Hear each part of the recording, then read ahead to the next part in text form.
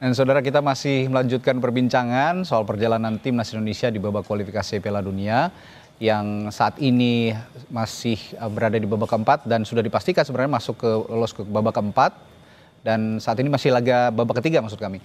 Yang saat ini sedang dijalani adalah laga melawan tuan rumah Jepang, dan informasi terakhir yang kami peroleh, kita di babak pertama setelah turun minum tertinggal 3-0. Lewat 2 gol Daichi Kamada dan juga Takefusa Kubo. Kita akan berbincang kembali bersama analis sepak bola yang sudah hadir di studio, Bung Kesit Handoyo. Bung Kesit, selamat malam. Selamat malam, Mas Radi. Dan juga melalui sambungan Zoom ada mantan pemain timnas Isnan Ali. Selamat malam, Bung Isnan Ali. Selamat malam. Oke. Halo, Isnan. Ya, ini saya ke Bung Isnan langsung ya. Ya pasti Bung Isnan juga sudah menyimak lah ya babak pertama tadi, 45 menit babak pertama berjalan. Sepertinya memang barisan pertahanan kita belum mampu mengantisipasi serangan-serangan rapi yang sudah disusun oleh Jepang. Kalau saya lihat memang Jepang ini bentuk permainannya sudah terbentuk sejak awal, sedangkan kita masih sejak menit awal babak pertama mencari bentuk permainan. Ada catatan untuk lini belakang kita, Bung Isnan? Oke, Mas, memang Indonesia dipaksa defense ya, dipaksa bertahan oleh tim Jepang. Kenapa? Ya. Karena tim Jepang menguasai bola, menguasai ball position. Dan ketika membangun serangan, memang pemain Jepang selalu melakukan sirkulasi bola yang cepat dan sangat berbahaya. Kayak gitu dengan passing vertikal atau seluruhan pemain Jepang yang menggunakan lebar lapangan, dan bagaimana pemain-pemain Jepang menciptakan ruang untuk pemain-pemain yang lain. Ini yang membuat tim Indonesia sangat kesulitan untuk mengantisipasi serangan-serangan yang variatif yang dibangun oleh pemain-pemain Jepang. Ya, memang sangat variatif. Betul sekali apa yang dikatakan Bung Isnan. Kalau saya menyimak tadi 45 menit babak pertama, ada serangan yang dibangun dari sayap, ada serangan dari tengah, ada umpan silang, ada umpan terupas begitu. Ini yang terkadang juga menyulitkan barisan pertahanan kita untuk mengantisipasi serangan-serangan yang dibangun oleh Samurai Biru. Kalau Anda melihat sebenarnya karakteristik timnas Jepang, Bung Isnan, dari zaman Anda masih bermain bola begitu ya di timnas juga, seberapa besar progres yang ditunjukkan oleh tim Samurai Biru yang bisa juga diambil pelajaran oleh timnas Indonesia? Ya, memang kita ketahui semua timnas Jepang adalah salah satu DNA di Asia yang selalu lolos di fase World Cup. Saya juga pernah bermain dengan pemain-pemain Jepang. Saya pernah bermain di Stadion Osaka, di Gamba Osaka. Saya pernah bertemu dengan Endo yang bermain di Osaka. Dan memang kita kualitas individu kita dan sistem bermain kita memang sangat ketinggalan jauh oleh tim Jepang. Ini banyak yang harus kita pelajari. Bagaimana Jepang membangun grassroots-nya dari usia dini itu bukan instan, tapi bagaimana sudah puluhan tahun dari sekolah-sekolah dasar, akademi. Inilah yang jadi PR buat kita. Tapi kita jangan fokus saja di senior, tapi kita harus benar-benar terjun ke bawah, memperhatikan. Karena fundamental ini sangat penting, fondasi ini sangat penting. Kalau kita fokus di atas saja, kita lupa di bawah, ya ini kita selalu ketinggalan oleh tim-tim maju seperti Jepang, Korea, Arab Saudi. Dan rasa itu yang kita penting untuk membangun sepak bola di Indonesia. Oke, Bung Kesit, kalau kata Bung Isnan Ali, Jepang itu sudah puluhan tahun memang membangun tim ya. Dan sekarang yang dirasakan adalah kekompakan tim yang luar biasa. Sudah setara Eropa kalau saya bilang, permainan timnas Jepang ini. Tapi berada di titik ini, timnas Indonesia yang meskipun sekarang berada di posisi ketertinggalan 3-0, tapi yang kita harus evaluasi, yang harus kita syukuri sekaligus juga, ya, berada di titik ini melawan Jepang misalnya di fase terakhir babak ketiga. Apa yang bisa Anda analisis dari sini? Ya, mungkin karena pertandingan ini memang sudah tidak menentukan lagi ya, tidak akan mempengaruhi langkah Indonesia yang sudah lolos ke round keempat. Jepang yang juga sudah memastikan diri merebut tiket ke Piala Dunia 2026. Jadi memang pressure-nya pasti beda ya. Buat para pemain Indonesia beda kalau misalnya pertandingan ini akan sangat menentukan hasilnya. Misalnya kalau Indonesia kalah pasti tersingkir, atau Indonesia hanya butuh hasil imbang misalnya. Pasti akan beda atmosfernya. Tapi lagi-lagi bahwa Jepang adalah tim yang memang kualitasnya sudah kualitas Eropa ya. Mereka adalah langganan Piala Dunia, tim yang selalu tampil di Piala Dunia. Dan saya pikir kalau dalam situasi di mana Indonesia pada saat ini mendapatkan pressure yang begitu tinggi dari Jepang, ya saya pikir lumrah. Walaupun Jepang sudah lolos, tapi mereka ternyata tidak sedikit pun mengurangi tekanannya. Mereka tidak sedikit pun mengurangi performanya ketika menghadapi tim yang sebenarnya juga sudah tidak memiliki beban gitu ya. Tapi ya inilah Jepang gitu. Mereka menunjukkan bagaimana kerjasama tim itu berjalan dengan baik sekali. Kualitas pemain lapis kedua dengan lapis pertama sama baiknya. Sama gitu loh. Ini yang membuat Jepang kemudian sulit sekali untuk bisa ditaklukkan. Ya, jangankan Indonesia kalau dibilang ya, tim-tim Eropa juga ketar-ketir. Oh iya betul. Tim-tim Eropa juga pada saat ini saya kira kalau menghadapi Jepang, mereka juga tidak kemudian berani memandang remeh ya. Pasti mereka juga menganggap bahwa Jepang adalah tim yang tangguh. Ya. Kita bahas lini per lini kalau begitu tadi di 45 menit babak pertama. Saya lihat sebenarnya tadi kan Yakob Sayuri dan Kevin Dix menjadi starter untuk kemudian Kevin Dix digantikan oleh Yakob Sayuri karena mengalami cedera tadi ya, dan Marcelino Ferdinand masuk menggantikan Yakob Sayuri juga, namun berbeda posisi, Beckham ke kanan sepertinya, Marcelino ada di kiri. Ya. Apa yang ingin ditunjukkan oleh Kluivert dengan masuknya dua pemain ini? Saya pikir mencoba untuk memanfaatkan ketika bola sudah di tengah ya. Kemudian bagaimana kita tahu bahwa Marcelino punya kemampuan individu yang bagus. Dia berani pegang bola. Sama seperti Beckham Putra ya, debutan yang pertama kali tampil pada saat menghadapi China, tapi dia juga sudah memperlihatkan kemampuannya, rasa percaya dirinya juga muncul. Saya pikir ini sepertinya akan coba dilakukan oleh Patrick Kluivert. Tapi lagi-lagi bahwa untuk bisa melakukan build up, untuk bisa bagaimana Marcelino bisa lebih leluasa, Beckham bisa lebih leluasa memainkan perannya, atau Yakob Sayuri misalnya. Ya tentunya dari lini pertahanan harus build up-nya harus betul-betul tertata begitu ya. Tadi sepanjang babak pertama misalnya kita lihat build up yang coba dilakukan oleh para pemain Indonesia tidak berjalan dengan sempurna. Ketika berhasil melakukan clearance, mencoba untuk build up, itu kan bola langsung dibuang ke depan. Yang penting daerah pertahanan aman dulu gitu. Betul. Karena memang pressure yang dilakukan oleh pemain-pemain Jepang sangat luar biasa pressure sekali. Dan kecepatan berpikir kalau saya lihat. Mereka bermain dengan sangat cepat tanpa berpikir lama, bisa memberikan passing, bisa memberikan umpan. Sedangkan kita begitu memegang bola, ada beberapa detik gitu ya, untuk melihat pemain lawan. Sepertinya kaki pemain Jepang udah punya mata. Dan sepertinya tidak ada area kosong yang kemudian bisa dicoba untuk dimanfaatkan oleh para pemain Indonesia. Justru Jepang bermain begitu luasa ya, keterampilan individu para pemainnya. Kemudian bagaimana mereka juga melihat space yang kosong, yang kemudian dengan kemampuan individunya yang baik, mereka tuh selalu bisa untuk bisa melewati 2-3 pemain Indonesia ya. Jadi ya lagi-lagi dengan kemampuan para pemain Jepang, ya walaupun mereka hanya menurunkan kebanyakan pemain yang selama ini lebih banyak duduk di bangku cadangan, tapi pengalaman mereka bermain di klub-klub besar Eropa sangat luar biasa, seperti Kamada misalnya. Dia bermain untuk Crystal Palace. Ya. Tadi dia sudah menciptakan 2 gol. Jadi ketajamannya sudah sangat teruji ya, walaupun dia tidak disangka-sangka juga Endo dan Kubo malam hari ini jadi starter, itu juga yang mungkin membuat pemain-pemain kita loh kok. Iya, artinya dua pemain senior Jepang dengan kapasitasnya yang sudah begitu baik ya, bermain di klub besar Eropa. Kubo di Real Sociedad, kemudian Endo bersama Liverpool gitu. Ya mereka begitu enjoy, begitu tenang gitu. Jadi kalaupun mereka mendapatkan pressing dari pemain-pemain Indonesia, begitu mudah untuk melepaskan diri. Saya tanya dari POV-nya seorang wingback kalau begitu ya. Bung Isna dulu kan posisi Anda sebagai wingback ya, Bung Isna Ali ya.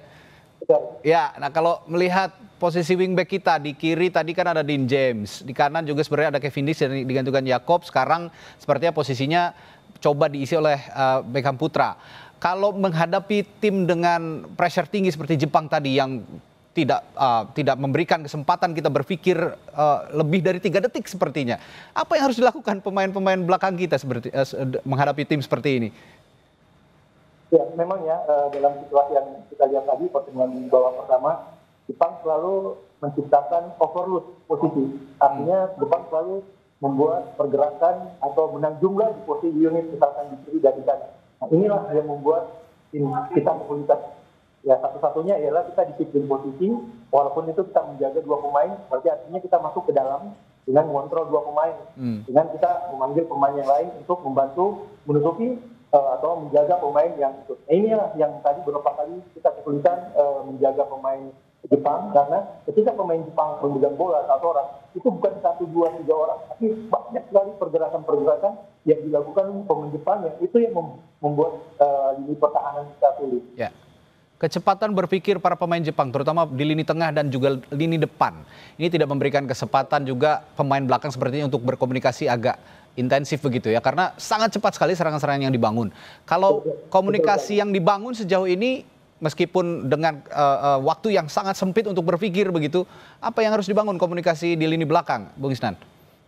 Ya, tentunya ya harus tingkatin lagi komunikasinya, bagaimana compact defense, bagaimana deep ke dalam dulu, walaupun kita jaga jumlah orang, tapi bagaimana kita benar-benar menjaga garis pertahanan kita, menjaga blok, jangan sampai pemain-pemain Jepang itu terlalu mudah memasuki box penalti kita. Dan ini adalah dipentingkan atau di cara berpikir yang cepat, yang mana mengontrol pertandingan, read the game, bagaimana kita membaca permainan, kapan kita pressure, kapan kita zona. Ya, ini harus dibangun dari semua pemain-pemain kita di belakang, terutama komando dari penjaga gawang itu di Emil, saya rasa. Banyak komunikasi pemain-pemain belakang kita. Oke, kalau bicara postur juga Bung Kesit, pemain-pemain kita kan juga tidak kalah ya. Yeah. Jepang itu juga tidak banyak postur yang besar begitu, yang tidak tinggi begitu, tapi mereka memang punya kecepatan yang luar biasa. Tapi yang jadi catatan tadi gol pertama dari Kamada melalui umpan silang yang dibangun dari sisi kiri pertahanan penyerangan mereka, ini tidak bisa diantisipasi oleh trio back kita yang punya postur yang cukup tinggi sebetulnya. Apa yang terjadi sebenarnya dengan 3 back kita antisipasi bola-bola seperti ini? Nah, Isnan nih pemain sayap nih, dia biasanya tahu kalau umpan-umpan crossing biasanya penjaga gawang agak-agak sulit memang mengantisipasi ya. Apalagi kemudian dia harus memperhatikan arah bola, tapi di sisi lain ada pemain lawan yang juga pastinya berada di depan gawang ya. Dan itu menjadi tugas para pemain belakang sebenarnya untuk bisa mengantisipasi setiap pergerakan lawan. Dan ketika bola-bola crossing seperti itu, memang penjaga gawang konsentrasinya adalah ketika bola dilepaskan dari pemain yang melepaskan crossing, itu kemudian melihat arah bola. Tapi kadang-kadang kan bola cepat, kemudian ada pergerakan pemain yang memang sudah menunggu umpan, dan ini yang sulit diantisipasi oleh seorang penjaga gawang. Karena itu dari pemain belakang yang biasanya memang harus lebih cermat mengantisipasi pergerakan dari pemain-pemain yang akan mendapatkan umpan tersebut. Oke, tadi saya lihat juga seperti kurang komunikasi antara Bang Jay kalau saya lihat dengan Justin Hubner yang sepertinya tidak mengawal pergerakan dari Kamada yang muncul dari belakang. Nah, kalau bicara apa namanya penyerangan dan juga bertahan, saya lihat tadi Jepang punya formasi yang sama sebetulnya, 3-4-3 dengan skema bertahan yang juga tidak jauh berbeda. Kalau bertahan itu menjadi 5-4-1, tapi bermain wide, bermain lebar, sehingga ruang yang diciptakan di lini tengah, di lini depan juga masih terbuka lebar. Tapi bisa dengan sekejap menutup pergerakan kita ketika kita sedang memegang bola. Ini sebenarnya bisa dicontohkan oleh timnas kita. Oh iya, tapi kan lagi-lagi bahwa itu butuh chemistry yang sangat, masalahnya ada di chemistry. Iya, chemistry yang sangat dalam lah ya di antara masing-masing pemain. Kemudian juga kemampuan individu dari para pemain. Kemudian mereka sudah sering bergabung ya. Mereka sudah saling tahu satu sama lain. Kemudian bagaimana menjalin kerjasama di lapangan. Dan satu lagi, Jepang memainkan gaya apapun enak gitu loh. Dia buntu dari kanan, dia ke kiri. Buntu di kiri, dia ke tengah. Jadi semua lini betul-betul bisa mereka manfaatkan. Pergerakan tanpa bola pemain-pemain Jepang ini juga sangat dahsyat. Ini yang kemudian menyulitkan para pemain Indonesia, khususnya di lini pertahanan, ketika kemudian serangan kilat itu dilakukan oleh pemain-pemain lawan. Oke. Nanti kita akan bahas bagaimana kira-kira skema yang akan berjalan di babak kedua dengan pemain-pemain yang sudah diganti. Tadi Kevin Dix yang keluar digantikan oleh Yakob Sayuri, namun Yakob juga tidak bertahan lama, akhirnya digantikan juga oleh Marcelino Ferdinand. Dengan Marcelino Ferdinand ada di sisi kiri, Beckham di kanan, dengan trio back yang masih sama yang dipasang di lini belakang kita. Bagaimana kita akan juga menghadapi babak kedua melawan Jepang? Mampukah setidaknya memberikan perlawanan dan juga cetak gol di kandang Jepang, dan ini menjadi pelajaran yang sangat berharga tentunya untuk menghadapi babak keempat kualifikasi Piala Dunia. Akan kita bahas setelah jeda di Sapa Indonesia Malam. Tetap bersama kami. Saudara, kita akan lihat sebelum pertandingan gelandang timnas Joey Pelipesi bilang tidak sabar menghadapi tim Jepang. Nah, meski mengakui Samurai Biru adalah tim yang kuat, tapi skuad Garuda menurut dia akan terus berusaha memberikan hasil yang terbaik. It's going to be a serious job for us tomorrow in the game, but that's also what I like about it. You know, it's a big challenge against really good players, disciplined players. What I said, I look also really forward to challenge them. Saudara, Kompas TV melalui akun media sosial Instagram sempat mengunggah tebak skor Timnas Garuda versus Jepang yang berlangsung pada sore hari ini. Banyak warganet yang antusias untuk menyampaikan prediksi skor mereka, diantaranya adalah dari @ucupbahdim. Dalam kolom komentar ia menyebut skor 2-0 untuk kemenangan Indonesia katanya. Aduh, ini berbanding terbalik, tapi kita harus tetap semangat. Yang dihasilkan dari gol Beckham Beckham Putra dan Ole Romani katanya. Lalu ada juga dari @joda_84 yang menyebut sepertinya sama-sama kuat, yang penting jangan sampai kalah mental duluan dan usahakan bikin angka lebih awal katanya. Lalu juga selanjutnya ada dari @hariputraananda di kolom komentar cukup banyak menganalisis pertandingan. Ia mengulas tentang timnas Indonesia dan Jepang yang sama-sama ingin unjuk gigi di laga kualifikasi Piala Dunia. Jepang dinilai akan menutup pertandingan dengan kemenangan katanya. Sementara timnas Indonesia juga tidak kalah akan unjuk gigi dengan rotasi pemain yang jarang tampil dan diharapkan bisa membawa kemenangan.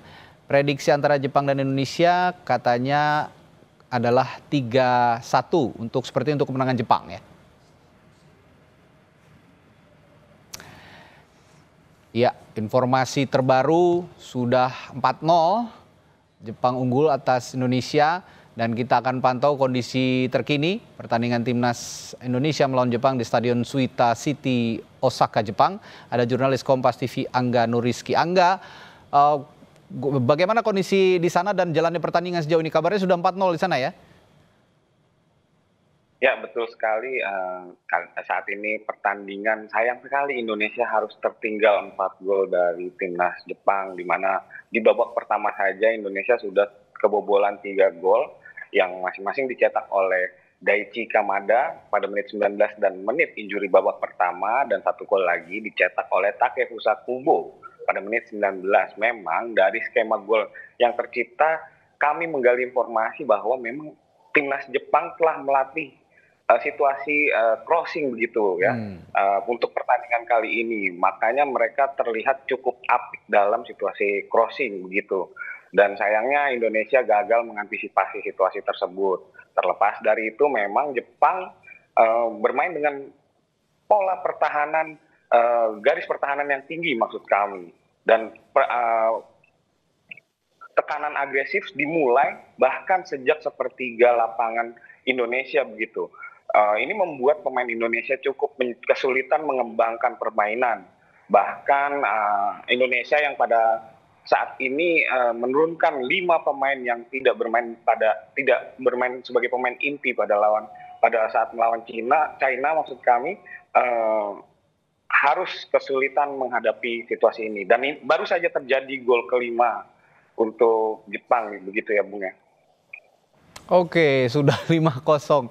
Tadi belum saya sampaikan, ini Ryoya Morishita yang menceploskan gol keempat untuk Jepang. Dan saya belum tahu nih, yang kelima baru saja seperti Angga bilang, gol diceploskan kembali. Dari siapa gol yang tercipta dari timnas Jepang kali ini 5-0, Angga? Ya, kami sendiri belum mendengar siapa yang mencetak gol kelima, namun yang jelas kita tentu berharap Indonesia mampu setidaknya menciptakan gol hiburan di pertandingan ini. Mengingat supporter yang datang, saya harus bilang bahwa 3.000 supporter yang datang itu hoax. Saya pastikan itu hoax, karena dari pandangan mata seperempat kapasitas Stadion Suita yang berjumlah 40.000 itu diisi oleh supporter timnas Indonesia yang didominasi dengan warna merah begitu. Dan mereka juga tidak hanya datang, tapi juga menampilkan tifo yang cukup apik menurut kami, bahwa ada 2 jersey yang disandingkan, jersey Jepang dengan nomor punggung 20 dan jersey timnas Indonesia dengan nomor 26 yang kami terjemahkan artinya bahwa timnas Jepang kami temenin untuk ke World Cup 2026, begitu. Ya, kendati kalah 5-0 tapi tidak menyurutkan Garuda Jepang ya, komunitas supporter Indonesia yang ada di Jepang yang menampilkan aksi-aksi atraktif, termasuk yang diungkapkan Angga tadi, tifo yang luar biasa. Ini juga diharapkan tetapi masih bisa ada perlawanan dari timnas kita sehingga gol hiburan disebut Angga tadi juga bisa menjadi pelipur lara ya, tim supporter para timnas Indonesia yang ada di Osaka, Jepang. Baik, terima kasih.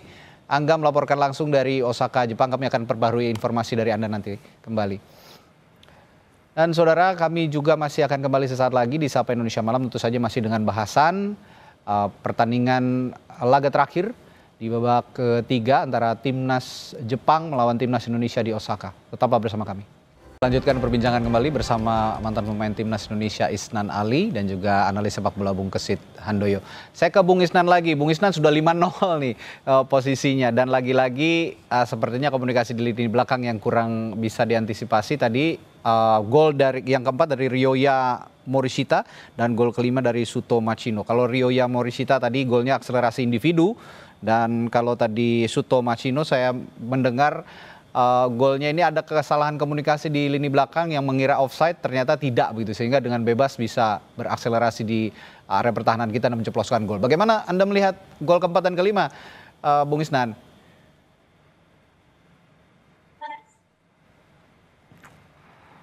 Bung Isnan? Oh, sepertinya ada kendala komunikasi, nanti kami akan perbaiki. Kalau gitu pertanyaan, ya Bung Isnan? Mas. Oke, bagaimana melihat gol keempat dan kelima? Kalau gol keempat tadi sepertinya saya dengar akselerasi individu. Nah, gol yang kelima sepertinya ada kesalahan komunikasi menyangka offside tapi ternyata tidak. Sehingga tadi pemain Jepang Suto Machino dengan bebas melakukan akselerasi dan menceploskan gol ke gawang Emil Audero di menit yang ke berapa tadi? Saya catat menit ke 58. Bagaimana Anda melihat gol keempat dan kelima ini, Bung Isnan? Ya benar. Apa yang tadi disampaikan Kesit ya. Kita benar-benar dikurung, pressure yang sangat tinggi sehingga kita dipaksa untuk berbuat kesalahan oleh timnas Jepang. Kita melihat di babak kedua Jepang sangat dominan sekali di babak kedua ini, di mana dia menguasai position dengan hampir 70% position yang dikuasain Jepang, sedangkan kita 30%. Shot on goal aja Jepang kita lihat itu 13, kita tidak ada sama sekali. Terus on targetnya aja Jepang 6. Dan inilah peluang-peluang yang sangat-sangat sulit untuk kita bisa imbangi. Syukur-syukur kita bisa menahan, jangan sampai lagi kebobolan. Karena kalau kita bisa keluar lagi untuk menyerang terbuka, ini jadi bumerang buat kita untuk sehingga Jepang bisa menciptakan peluang terjadinya gol lagi. Saya rasa pemain kita benar-benar harus disiplin lagi untuk tidak mudah membuat kesalahan yang dasar sehingga kita bisa meredam penyerangan yang dilakukan oleh timnas Jepang. Ya, sudah 5-0 memang sepertinya udah sangat-sangat mustahil untuk terkejar dengan posisi saat ini. Tapi Bung Kesit setidaknya ini bisa jadi ajang coba-coba Kluivert menurunkan pemain-pemain mana yang lebih fit begitu, mana yang lebih baik chemistry-nya satu sama lain. Begitu kira-kira ya? Ya, saya pikir pertandingan terakhir lawan Jepang ini ya bagi Kluivert memang menjadi ajang untuk sekaligus ya melihat bagaimana pemain-pemain yang sebelumnya belum pernah diturunkan atau pemain yang sebelumnya hanya mendapatkan menit bermain sedikit ini dicoba oleh Kluivert gitu.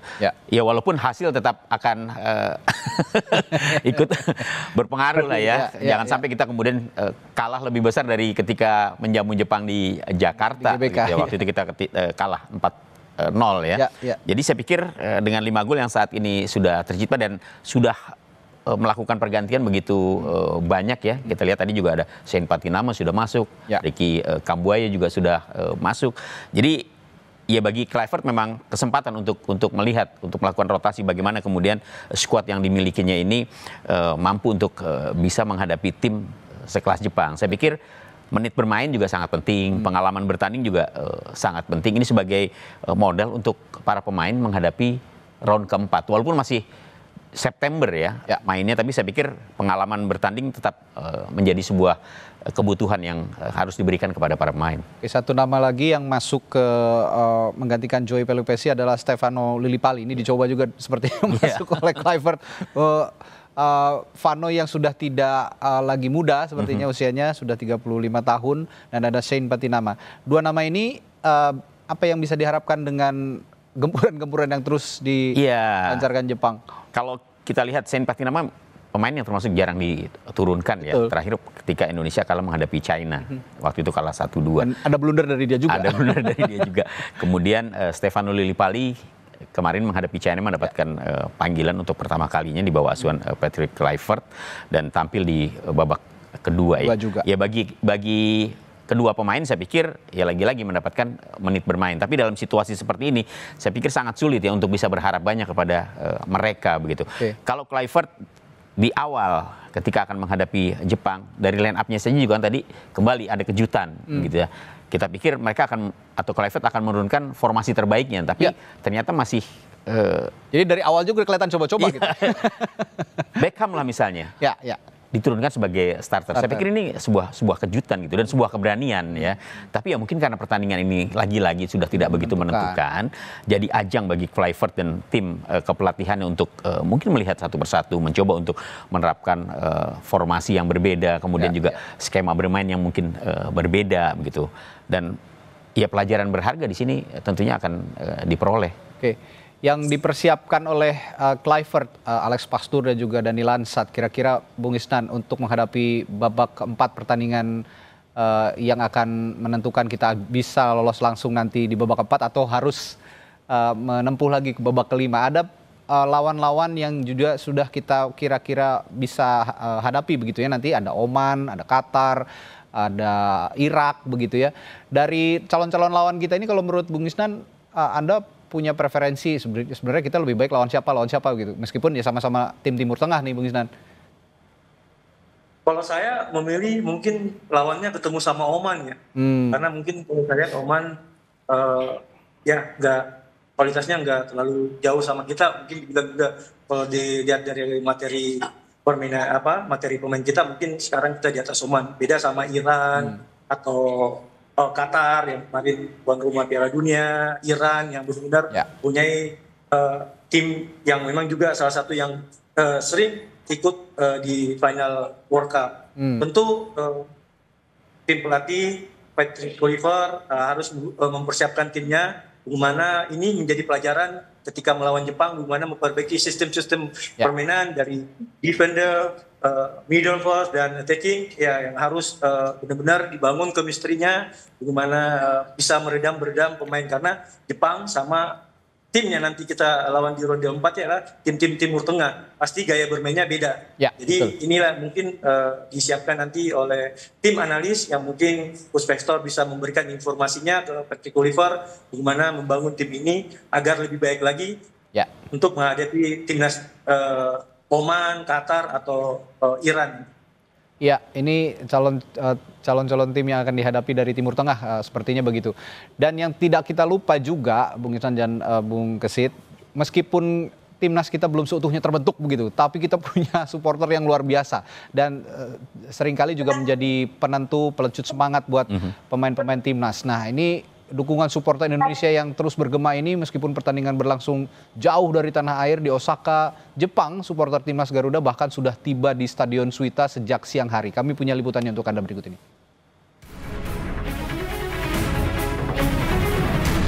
Meski bermain di Osaka, Jepang, dukungan terus diberikan oleh supporter timnas Indonesia. Pendukung timnas sudah sejak siang tadi berdatangan ke Stadion Suita, Osaka. Pendukung timnas yang mengenakan jersey kebanggaan tak hanya datang dari Osaka tapi juga dari kota-kota lain di Jepang. Meski tidak lagi menentukan, supporter berharap timnas bisa mencuri poin dari Jepang. Karena kita sebagai warga negara Indonesia, kita harus dukung totalitas sepak bola Indonesia. Mas katanya ini 3.000, tapi kayaknya lebih ya Mas ya ini? Ya sepertinya begitu, karena memang antusias warga Indonesia di Jepang sendiri banyak sekali ya. Dari ujung utara sampai selatan. Kira-kira prediksi skornya berapa Mas? Insya Allah menang 1-0 saja. Oke. Sekitar 3.000 supporter termasuk Garuda Jepang akan hadir di Stadion Suita untuk memberikan semangat kepada para pemain timnas. Garuda Jepang siap tampilkan tifo pada laga ini. Hal ini telah disiapkan sejak lama dan mereka meminta Garuda fans yang hadir langsung untuk dapat bekerja sama dalam aksi tersebut.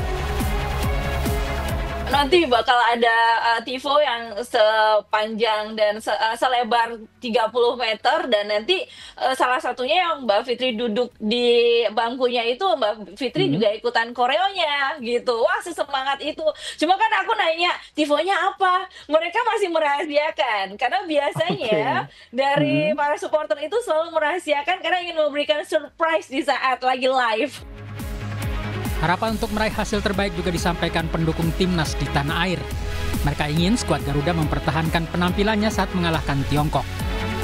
Saya rasa akan lebih bagus ya karena mereka udah punya semangat yang baru waktu lawan Cina. Dan pastinya mereka nggak mau kalah nih lawan Jepang, apalagi main di GBK kemarin kan kalah kan ya. Nah, mereka akan membuktikan dan akan mengeluarkan semua pemain-pemain yang bagus untuk melawan Jepang. Seru ya, karena Indonesia harus nyerang gitu untuk dapat poin, paling enggak untuk peringkat bukan untuk lolosnya. Kalau lolos sudah pasti lolos dan itu saya prediksi 1-0. Kalau kita melawan Jepang ya, kalau saya sih 50-50 ya. Nah, ya minimal kalau misalnya kita bisa golin ya 1-0 aja cukup. Kemenangan atas Jepang akan menjadi torehan manis di pertandingan terakhir grup C bagi timnas. Kemenangan ini juga bisa menjadi modal kepercayaan diri pemain timnas dalam menghadapi putaran 4 Piala Dunia. Tim Liputan Kompas TV. Ya, Bung Gesit, kita ini kan punya punya supporter sepak bola yang luar biasa fanatik begitu ya, dan tidak jarang memberikan andil positif juga untuk timnas.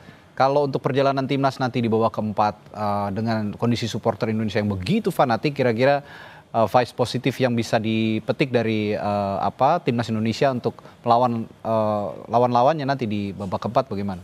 Iya, yang jelas kalau kita lihat antusiasme supporter Indonesia ya, ketika Indonesia tampil lebih bagus dibandingkan dengan periode-periode sebelumnya, kita mampu lolos ke round ketiga, kemudian sekarang memastikan diri ke round keempat, dan kita lihat bagaimana supporter Indonesia ketika Indonesia main di kandang sendiri, itu namanya GBK udah sangat luar biasa ya, dipenuhi oleh supporter-supporter Indonesia. Dan nanti di round keempat pastinya ya, karena pertandingan dilakukan tidak di Jakarta, di Indonesia ya, ya pasti ada aja penonton atau supporter Indonesia yang hadir ke stadion. Seperti yang kita saksikan di Osaka pada saat ini. Pada saat di Bahrain pun juga, di Saudi Arabia juga, di China juga ya. Jadi di mana-mana ada sebenarnya supporter Indonesia, dan fanatisme mereka begitu terlecut ketika melihat tim nasionalnya berlaga. Oke, terakhir ke Bung Isnan, singkat dari POV seorang pemain. Biasanya kalau supporter yang fanatik itu kan ada dua yang ditangkap, antara pemain yang grogi atau malah tambah semangat. Kira-kira singkat saja, Bung Isnan, apa yang bisa dipetik dari pelajaran seorang supporter kita yang punya fanatisme tinggi terhadap para pemain? Ya, audionya masih oke, baik. Silakan, Bung Isnan. Sangat luar biasa ya. Banyak orang bilang supporter itu pemain ke-12 yang memberikan semangat pemain. Kita tahu supporter Indonesia sangat fanatik sekali. Saya kemarin juga nonton di GBK, malam takbiran Lebaran, itu stadion GBK full sekali, antusiasme yang luar biasa. Yang dibilang tadi sama Bung Gesit, di mana-mana selalu ada supporter Indonesia. Dan ini adalah hal yang positif menurut saya untuk pemain. Harusnya bisa membakar semangatnya, berjuang di lapangan. Karena tanpa supporter juga, dukungan supporter, kita juga pasti serasa ada yang kurang nih. Saya rasa ini modal yang bagus buat timnas Indonesia, apalagi di era sekarang. Timnas Indonesia sekarang tentu sangat membanggakan, bisa didukung semua lapisan masyarakat, bisa diterima, karena inilah satu-satunya kebanggaan kita, bagaimana tinggal sekarang federasi bisa memberikan prestasi lagi yang lebih baik. Ini saya rasa sekarang ini sudah lebih daripada cukup, bisa ditingkatkan lagi agar animo masyarakat bisa lebih sangat mencintai timnas Indonesia. Baik. Ya, informasi terbaru yang saya dapatkan sudah 6-0 sekarang skor yang dicetak oleh Jepang. Dan mudah-mudahan kekalahan besar malam hari ini melawan Jepang di Osaka bisa jadi pelajaran berharga, pelajaran besar untuk menghadapi babak selanjutnya, babak keempat, menghadapi tim-tim Timur Tengah yang saat ini sudah ditetapkan. Nanti juga bermain juga di luar Indonesia. Semoga bisa jadi pelajaran berharga. Terima kasih Bung Kesit dan juga Bung Isnan sudah bergabung di Sapa Indonesia Malam. Sampai jumpa lagi, selamat malam. Ya, selamat malam, Isnan.